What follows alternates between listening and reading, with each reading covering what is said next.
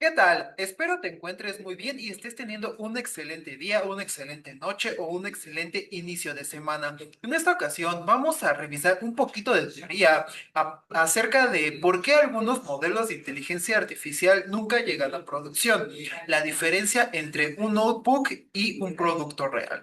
Justamente esto va muy ligado a lo que hemos estado revisando. Si pudiste darte cuenta en alguno de mis videos anteriores, te mostré que desarrollé un modelo de Machine Learning que justamente ayuda a detectar el sentimiento, a clasificar el sentimiento entre positivo y negativo de algunas oraciones o palabras. Y como te puedes dar cuenta, hice una práctica de cómo poderlo llevar a Docker o qué es lo que se ocupa hoy en día para poderlo llevar a producción. En este caso es generar su imagen, ejecutarlo desde Docker para que nosotros nos quitemos justamente ese sesgo de eficiencia de tu producto cuando ya esté en un entorno real, simulándolo.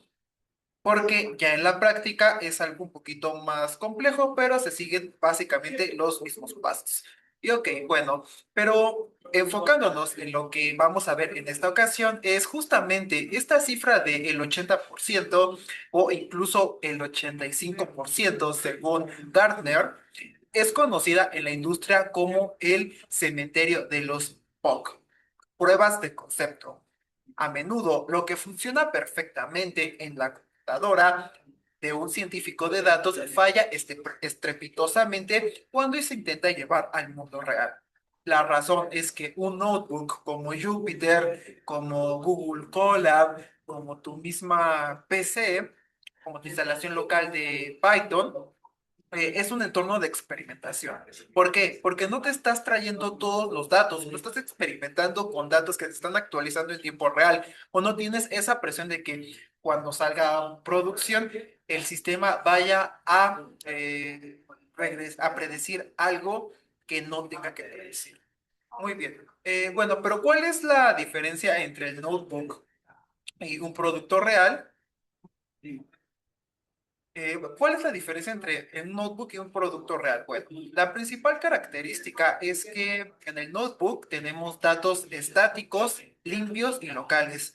Esto es que tus datos están controlados mínimamente, o sea, tienes una fracción de lo que vas a ver en un entorno de Big Data. En Big Data, el Big Data es un entorno de datos estructurados, semiestructurados y no estructurados. Vas a tener imágenes, vas a tener audio, vas a tener videos, vas a tener texto, vas a tener tablas. O sea, es un entorno gigantesco en donde esos datos no están controlados por ti. Tú cuando llegas a una empresa, lo primero que te van a pedir es que gestiones tus accesos a cierta base de datos, a cierto entorno de producción y de ahí que le des a la empresa o le aportes a la empresa eh, la tarea que te están encomendando o lo que tú sabes hacer para eficientar su organización en datos. Entonces tú no sabes cómo está todo esto. Muy bien. Y en producción, el flujo en tiempo real, los datos, como ya lo mencionamos, son ruidosos y cambiantes. También el código. El código en tu computadora es desordenado, lineal y sin pruebas.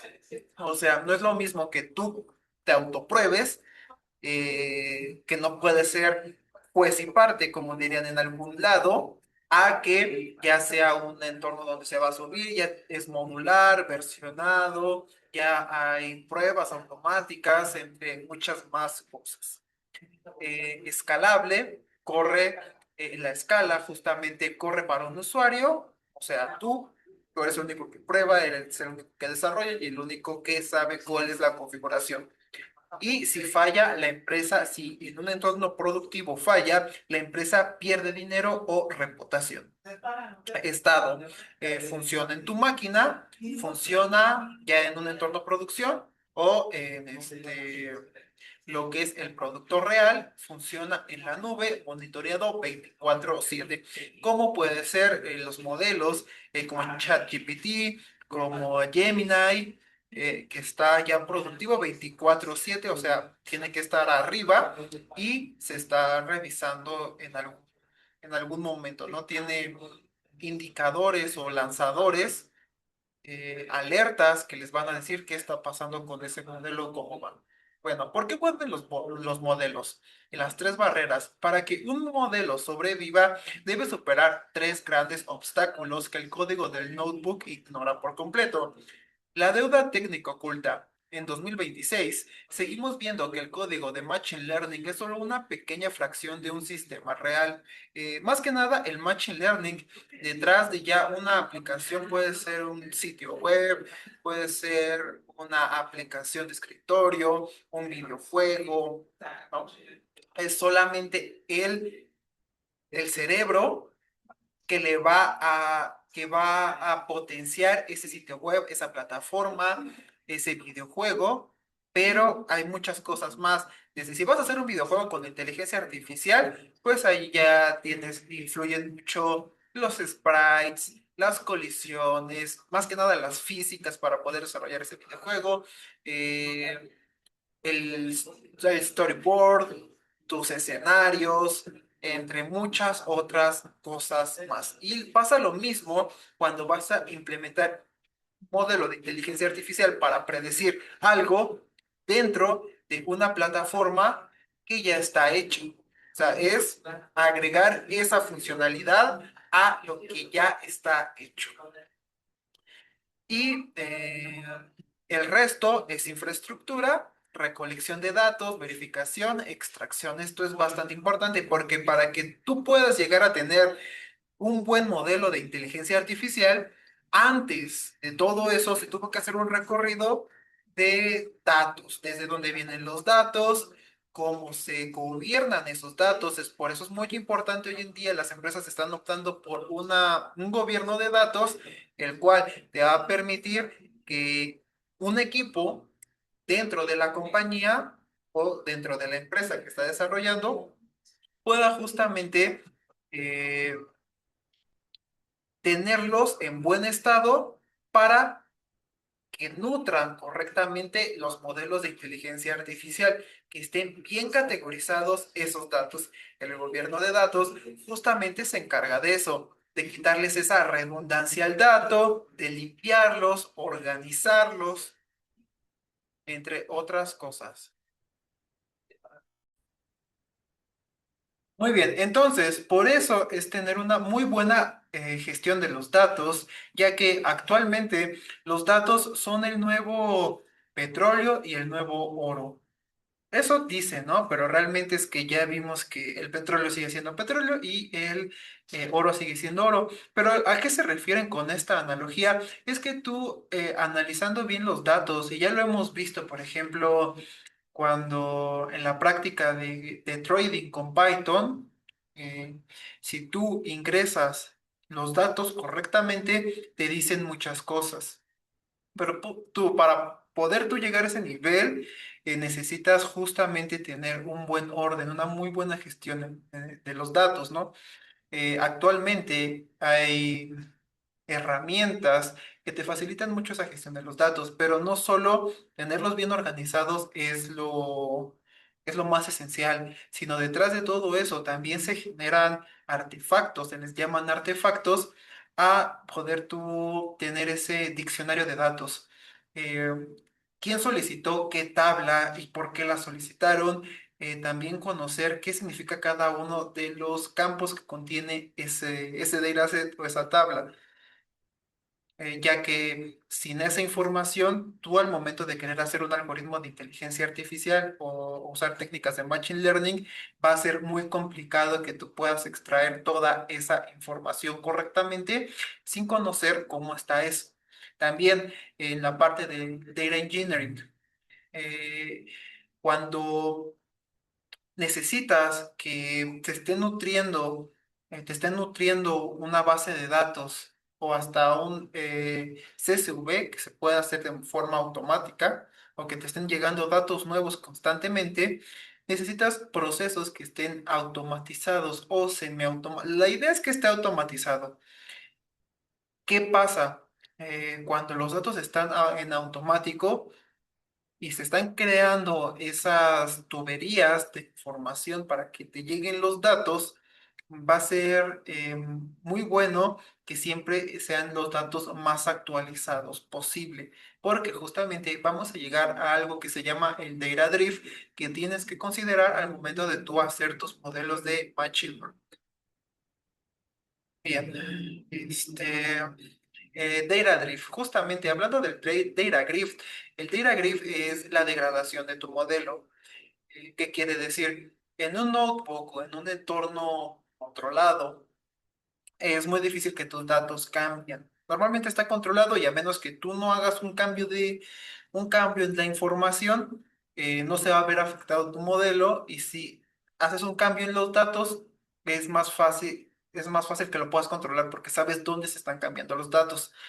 Pero, por ejemplo, eh, también se toma una foto única de esos datos en algún momento del tiempo.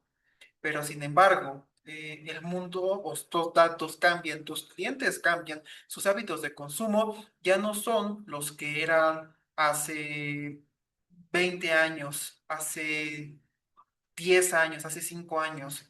Entonces, estos nuevos clientes tienen otros hábitos de consumo, tienen otros gustos. Y si tu modelo lo hiciste hace un año o hace 5 años, posiblemente hoy necesite una actualización de datos para que puedas conocer las nuevas tendencias del mercado. ¿Y cuál es el concepto del Tegra Drift? Las tendencias justamente cambian. Lo que era viral ayer, hoy ya es spam. Antes, eh, algo viral eran las ventas por correo, ¿no? Te llegaba una venta, un correo o con un anuncio de venta, pero hoy ya lo detectas como spam y justamente eso lo vamos a ver en un video más adelante de spam. Si estás viendo esto recientemente, todavía no lo he subido, pero si ya es antiguo, ya lo subí y ya conoces qué es spam y ve a ver ese video. Le estoy hablando a las personas del futuro, vayan a ver ese video. También tenemos que los sensores de las bases de datos cambian su formato o calidad. Si no tienes un sistema MLOps, operaciones de ML, que detecte esto y reentrene el modelo automático, tu IA se volverá inútil en semanas. Eso es muy importante porque también no, la infraestructura en una base de datos no siempre va a ser la misma. Hoy en día posiblemente en tu empresa tengan un servidor y en ese servidor tengan montada una base de datos, esté ocupado MySQL, Mongo, eh, Postgres, cualquier base de datos, pero el negocio dice, vamos a cambiar y le vamos a invertir a tecnología.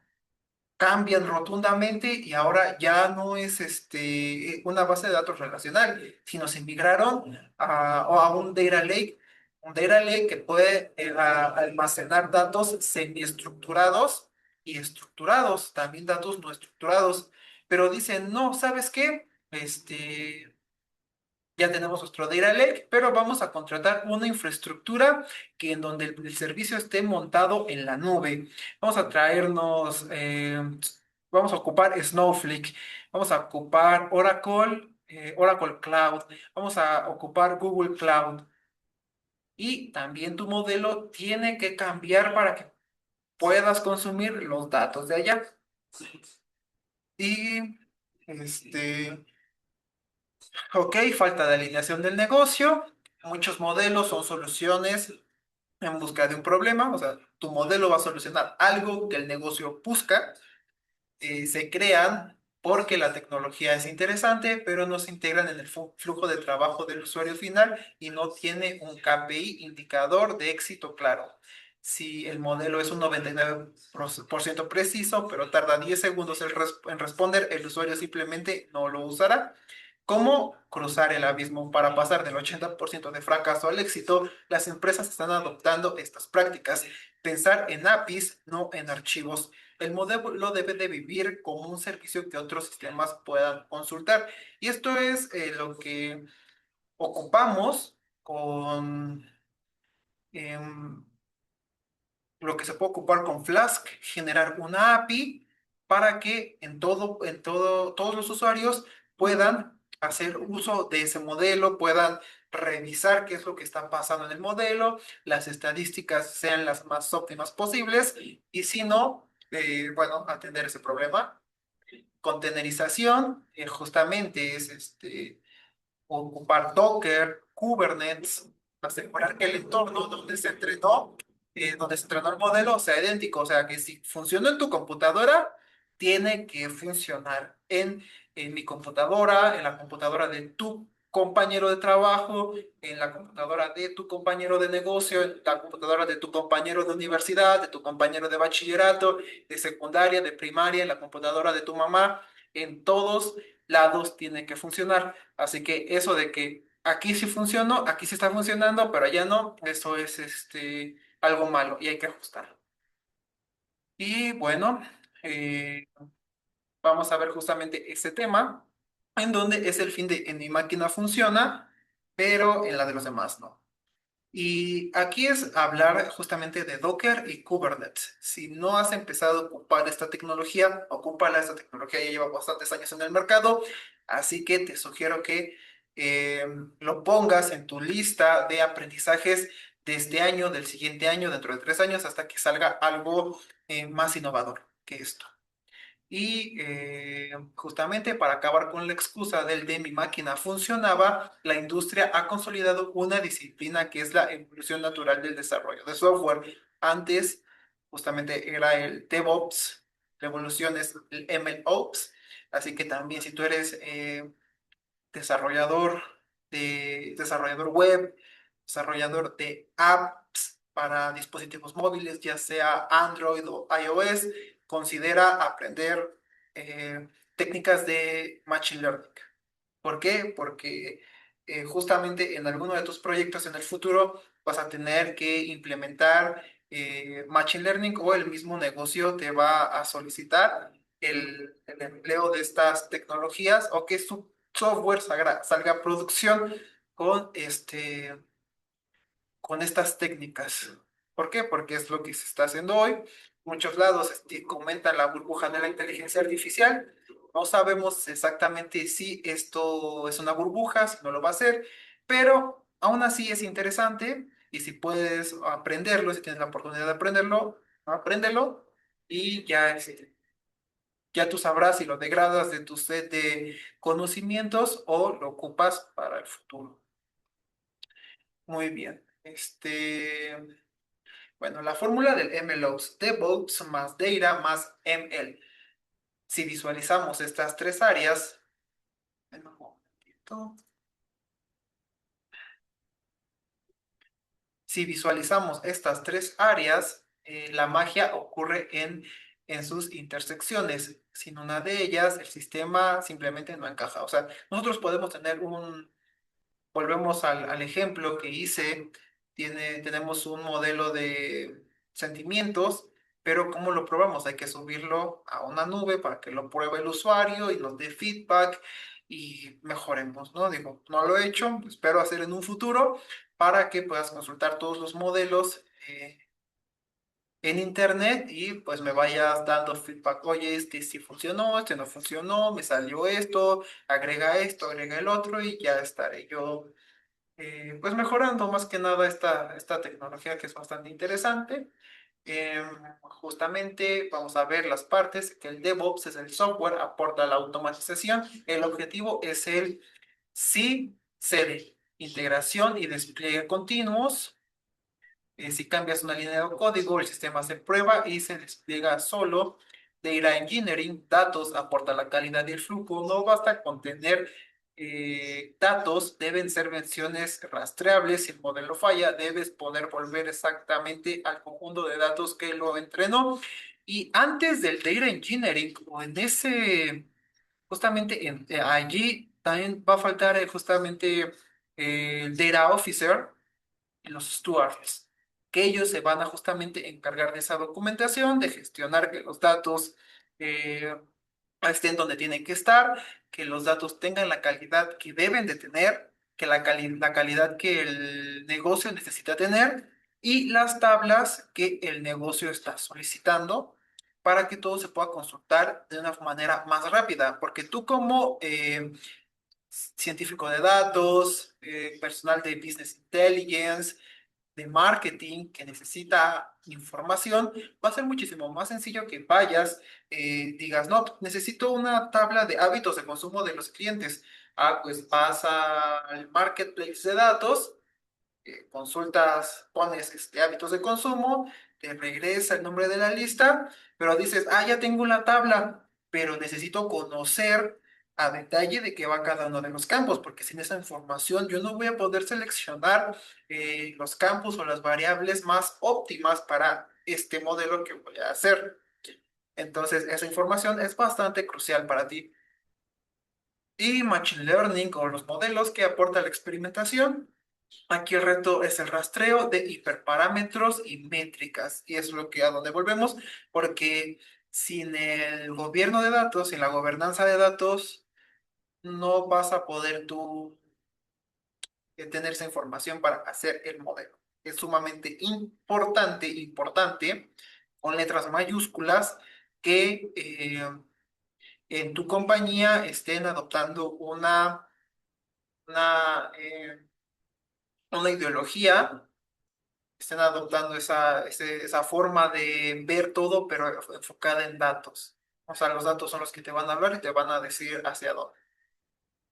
Y el concepto de reproducibilidad. La reproducibilidad es la capacidad de obtener el mismo resultado, el mismo modelo, con el mismo rendimiento, partiendo de los mismos insumos, sin importar quién o dónde se ejecute. Es justamente lo que estamos hablando de en mi máquina sí funciona y en la tuya no. Y, ok, en estos años lo que se busca hacer justamente es utilizar estas tecnologías de versionado con Git, la versión de datos, que el con que se entrenó los datos se guardan en Git, si son muy pesados, sino que se crean snapshots de la base de datos o del data lake. Versión del entorno, Docker, en donde se ejecutó. Esto encapsula las librerías, versiones de Python y variables del sistema. Puede ser Python, puede ser Scala, hasta C o Java. Si te animas a hacer un modelo de inteligencia artificial con Java o con C, bueno, ya eso ya dependería de ti. Y la regla de oro, el experimento de guía, solo es real si puedes dárselo a un colega y ésta puede recrear el modelo exacto con un solo comando. Y justamente es el fin de mi máquina funcionaba, pero en la tuya no. Justamente, ¿cómo matamos esa frase? Implementando un pipeline de entrenamiento automatizado. En lugar de entrenar el modelo localmente y subir un archivo .pkl o .h5 resultante, el proceso es el siguiente. Push de código se sube a Git, trigger, que es CI, un servidor como GitHub Actions o GitLab CI que detecta el cambio para hacer lo que es la integración y la integración y el despliegue continuos.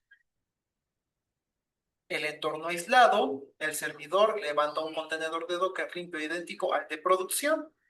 Descarga de datos, el contenedor descarga la versión específica de los datos desde la nube, entrenamiento y test. El modelo se entrena y se somete a pruebas de estrés, registro del modelo. Si las pruebas pasan, el modelo se guarda en un model registry como en el flow, listo para ser consumido.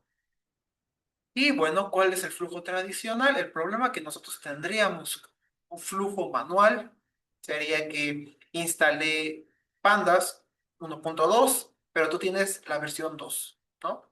O yo tengo TensorFlow y funciona con esa versión de Python, pero tú tienes TensorFlow con otra versión de Python. O PyTorch. Justamente aquí se soluciona utilizando Docker. También tenemos el flujo de datos, que el CSV cambia a mano, ¿no? Cambia a mano, pero pues necesitamos un dataset que detecte, que rastree esos cambios, ¿no? En tiempo real, casi, casi. Resultados, anoté la precisión en un post-it o anoté la precisión del modelo en algún lado, pero pues en el Flow registra cada métrica automáticamente. Despliegue, te mando el archivo por Slack y API automática desplegada en Kubernetes. Y pues más que nada la ingesta de datos, entrenamiento, validación y despliegue, pues, es básicamente lo que vimos. Aquí vemos un poquito de drift. Justamente eso es lo que cambia, ¿no? Cambia la tendencia de los datos, los hábitos de consumo, la varianza es diferente, justamente es eso. Y pues más que nada es esto en general. Monitoreo y drift, el guardián silencioso, un modelo de IA es como un coche, empieza a degradarse en el momento que sale del concesionario, el mundo cambia y el modelo deja de entenderlo. A esto le llamamos drift. Justamente la naturaleza de los datos de entrada cambió. Un ejemplo, el sensor de la fábrica se descalibró y ahora mide en otras unidades. La relación de entrada y salida cambió. Un modelo de fraude bancario falla porque los estafadores inventaron un nuevo método. Entonces, lo que se necesita justamente es que lo que se recomienda justamente es que pueda. Es que en todo momento estés al pendiente del modelo, que tu modelo esté funcionando al 100%. También estés al pendiente de los datos, qué está cambiando, cómo están comportando los datos, para que se haga un ajuste en el modelo, si es que se requiere hacerse ese ajuste. Y pues nada, esto es como que muy general, lo que es el ciclo del MLOps. Y pues nada, esa es la parte teórica, estúdialo, revísalo, coméntalo, pregúntale a tus profesores, pregúntale a tu compañero de trabajo, a tu líder en tu departamento, a tu líder de equipo, pregúntale a Gemini, a ChatGPT, pregúntale a quien tú quieras, pero estudia la teoría para que a partir de la teoría y con la práctica que vemos, tú vas a ver en todos lados, puede ser en este canal, puede ser en otro lado, en libros, en lo que tú quieras, pero